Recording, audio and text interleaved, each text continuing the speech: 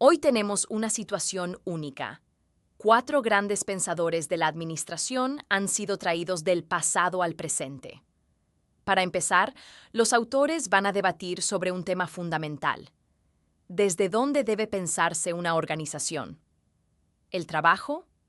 ¿La estructura? ¿La dirección? ¿O las personas?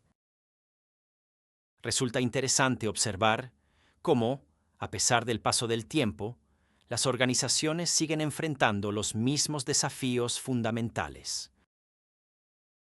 Eso ocurre porque esos problemas nunca fueron abordados correctamente desde su raíz, o porque se intentaron resolver sin establecer un marco estructural adecuado. O porque se dejó de lado un elemento esencial, las personas que forman parte de esas organizaciones. Tal vez el problema esté en reducir la organización a una sola dimensión. Administrar implica comprenderla en su totalidad. La totalidad comienza en el trabajo. Si las tareas no se ejecutan de manera eficiente, cualquier intento de organización superior es inútil.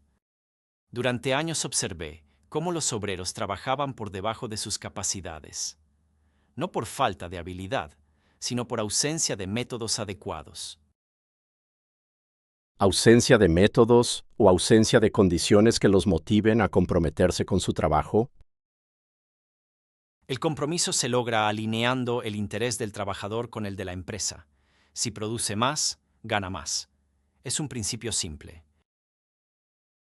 Demasiado simple. Las personas no responden únicamente a incentivos económicos. Existen factores sociales que influyen directamente en su comportamiento. Ambos enfoques dependen en exceso de la conducta individual. Una organización no puede sostenerse sobre supuestos variables. Es necesario un sistema basado en normas, jerarquías y procedimientos que garantice previsibilidad. Coincido en la necesidad de orden, pero ese orden no surge únicamente de las normas, sino también de la dirección. Administrar implica prever, organizar, coordinar y controlar. Es un proceso. Siempre que esa dirección esté respaldada por una autoridad legítima, no simplemente por la voluntad del dirigente. La autoridad es inherente a la función de dirigir. Sin ella, la organización pierde cohesión. Depende del tipo de autoridad. Si se basa en la persona, es inestable. Si se basa en normas, es sostenible. Todo eso puede discutirse, pero ninguna estructura ni autoridad compensa un sistema de trabajo ineficiente. Si cada tarea no está analizada, estandarizada y optimizada, la organización pierde recursos constantemente. Y si ese proceso ignora las relaciones humanas, pierde algo más que recursos, pierde compromiso. Entonces estamos frente a un problema más complejo de lo que parece. No se trata solo de producir, ni solo de organizar, ni solo de regular, ni tampoco únicamente de comprender a las personas. Sino de entender cómo interactúan todos esos elementos. La cuestión entonces es determinar desde dónde debe pensarse la organización. Desde el trabajo, desde la estructura. Desde las personas. Como vemos, el punto de partida de una organización no es algo en lo que todos estén de acuerdo. Este debate recién comienza. Para continuar, los autores van a profundizar en un tema clave: ¿cómo debe organizarse el trabajo dentro de una empresa? ¿Debe priorizarse la eficiencia de cada tarea o la coordinación general de la organización? Si hablamos de dónde debe comenzar el análisis de una organización, no hay duda. El punto de partida es el trabajo. Durante años, observé cómo las tareas se realizaban sin método, sin planificación, simplemente por costumbre. Eso es una consecuencia, no una causa. La falta de organización en los niveles superiores termina reflejándose en la ejecución. No coincido. El problema central es que nunca se estudió el trabajo de manera científica. Cada tarea puede descomponerse en movimientos, medirse y optimizarse hasta encontrar la mejor forma de realizarla. Eso puede mejorar la eficiencia operativa. Pero una empresa no se reduce a la suma de tareas individuales. Hay funciones que deben coordinarse: producción, finanzas, comercialización, y alguien debe dirigirlas en conjunto. Esa dirección debe basarse en datos concretos, no en apreciaciones generales. Cuando se aplican métodos científicos, se elimina el desperdicio, el tiempo muerto y la improvisación. Pero incluso el método más preciso pierde efectividad si no existe una estructura que lo sostenga. Administrar implica prever el futuro, organizar los recursos, coordinar esfuerzos y controlar resultados. Usted plantea funciones generales. Yo me enfoco en cómo se realiza realmente el trabajo. Por ejemplo, un obrero no debería decidir cómo hacer una tarea. Esa decisión debe ser tomada por quienes planifican. Ahí es donde su enfoque se vuelve limitado. Divide de forma tajante entre quienes piensan y quienes ejecutan. Porque es lo más eficiente. No todos están capacitados para ambas cosas. Pero una organización no puede funcionar si reduce al trabajador a un mero ejecutor. Lo que usted llama reducción, yo lo llamo especialización. La división del trabajo permite aumentar la habilidad, reducir errores y mejorar la productividad. La división del trabajo es necesaria, coincido, pero debe aplicarse con equilibrio. Si se lleva al extremo, genera rigidez y limita la visión del conjunto. Además, su enfoque se concentra casi exclusivamente en el área productiva. Una empresa también depende de sus funciones financieras, comerciales y administrativas. Sin producción eficiente, ninguna de esas funciones tiene sentido. Y sin dirección, la producción no tiene rumbo. Hay otro punto que usted pasa por alto: la motivación del trabajador. Cuando se establece un sistema de incentivos basado en la producción, el trabajador tiene un motivo claro para mejorar su rendimiento. El dinero es importante, pero no es el único factor. Además, no todas las tareas pueden medirse en términos de producción. En la mayoría de los casos sí. En los niveles superiores de la organización, no. ¿Cómo mediría usted la capacidad de un director? No es su función producir, sino asegurar que se produzca eficientemente. Precisamente. Y eso requiere capacidades administrativas, no solo técnicas.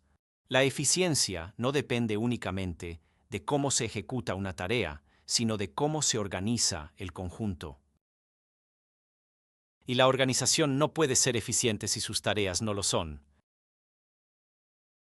La discusión deja en claro una tensión central: eficiencia operativa versus visión global de la organización. Ahora, los autores van a debatir sobre la estructura de la organización. Ambos plantean soluciones válidas, pero parciales. Usted, Taylor, se enfoca en la eficiencia del trabajo, y usted, Fayol, en la dirección de la organización. Sin embargo, ninguno resuelve un problema fundamental: cómo garantizar que una organización funcione de manera estable, previsible y sin depender de las personas que la integran. Si el trabajo está correctamente estandarizado, el comportamiento es previsible. No necesariamente. La estandarización de tareas no elimina la arbitrariedad en la toma de decisiones. Para eso existe la autoridad. Depende de qué tipo de autoridad. Una organización eficiente no puede basarse en la voluntad de un individuo, ni en decisiones aisladas. Debe sustentarse en un sistema de normas formales, reglas claras y jerarquías bien definidas. Eso introduce rigidez, puede afectar la eficiencia. Por el contrario, la elimina la incertidumbre, pero limita la capacidad de decisión del dirigente. La regula, y eso es precisamente lo que la hace racional. Cuando las reglas son claras, cada individuo conoce su función, sus responsabilidades y los límites de su accionar. De esa forma, La organización no depende de personas excepcionales para funcionar correctamente. Pero el trabajo concreto sigue siendo el núcleo. Las reglas no producen resultados por sí mismas. Las reglas permiten que esos resultados sean consistentes. Sin embargo, su enfoque deja poco margen para la iniciativa. La iniciativa sin control genera desorden. Además, la formalización evita conflictos derivados de decisiones arbitrarias. Si todos responden a normas previamente establecidas, se reduce la ambigüedad. Pero la comunicación no puede limitarse únicamente a canales formales. Debe seguir la jerarquía, de lo contrario, se debilita la estructura. En cualquier caso, ninguno de estos elementos resuelve el problema de la baja productividad si el trabajador no cumple con su tarea de manera eficiente. Porque usted sigue analizando el problema desde el nivel operativo. Porque es donde se genera el valor. Y yo sostengo que el valor se sostiene en el tiempo gracias a la estructura. Entonces tenemos tres enfoques distintos: la eficiencia del trabajo, la dirección de la organización y la formalización de su estructura. La cuestión es cuál de ellos garantiza un funcionamiento más racional. La pregunta que queda abierta es si una organización puede funcionar mejor con flexibilidad o con reglas estrictas. Para finalizar, aparece una nueva perspectiva. Los autores van a discutir sobre un aspecto muchas veces olvidado: el papel de las personas y las relaciones humanas dentro de la organización. Escuchándolos, resulta evidente que todos están analizando la organización desde una lógica estructural, pero dejando de lado un aspecto central: el comportamiento real de las personas dentro de la organización. El comportamiento puede orientarse mediante incentivos adecuados. No completamente. Las personas no son únicamente agentes económicos. Por eso existen reglas que encuadran su conducta. Las reglas no explican por qué las personas actúan como lo hacen. Además, las personas no solo buscan cumplir reglas o recibir un salario. Necesitan reconocimiento, sentirse parte de un grupo y participar. Cuando esos factores están presentes, el rendimiento mejora, incluso sin cambios en las condiciones materiales. Entonces, según usted, ¿qué determina ese comportamiento? Las relaciones sociales. Durante mucho tiempo, se asumió que el trabajador respondía de forma individual, ya sea a incentivos económicos o a normas formales. Sin embargo, la experiencia demuestra que las personas actúan en función de los grupos a los que pertenecen. Pero el rendimiento puede medirse objetivamente. El rendimiento no depende solo de la capacidad técnica. También depende del clima de trabajo, del reconocimiento, de la interacción con otros. Esos elementos son difíciles de sistematizar. Y sin embargo, influyen directamente en los resultados. Entonces, según su enfoque, la organización no es solo una estructura formal. Exactamente, existe una organización informal que convive con la formal. La organización informal introduce imprevisibilidad. No, introduce una dimensión que ustedes no están considerando. Pero no puede reemplazar a los métodos de trabajo. No se trata de reemplazar, sino de complementar. Usted, Taylor, busca maximizar la eficiencia del trabajo. Usted, Fayol, organizar y dirigir la empresa. Y usted, Weber, establecer orden a través de normas. Pero ninguno de esos enfoques explica completamente por qué una organización funciona o falla, porque en todos los casos están tratando con personas. Entonces, ¿usted sostiene que la eficiencia depende de factores que no pueden medirse completamente?